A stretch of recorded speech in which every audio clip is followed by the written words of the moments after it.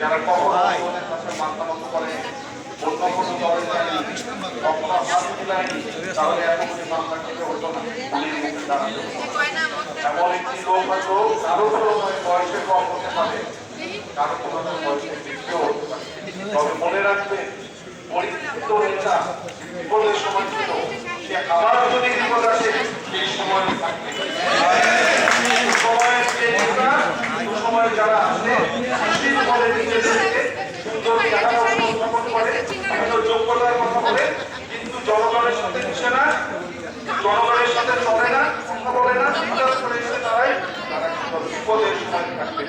কথাটা মনে রেখে চিন্তা করে আগামী 12 তারিখে ভোট দেওয়ার আগে অন্তত 10 থেকে সবাই ভালো করে চিন্তা করে পরিবার পরিজন নিয়ে আমাদের চেয়ারম্যান জনাব তারেক রহমান যেমন বলেছেন, প্রথম ঘন্টায় ভোট কেন্দ্রে সবাই মিলে ভোট করে ধানের শীষে ভোট দিয়ে একটি সার্বভৌম, একটি শক্তিশালী বাংলাদেশ করার জন্য, মাথা তুলে দেওয়ার জন্য জনাব হাবিবুর রহমান হাবিবকে আমরা জয়ী করি। হাবিবুর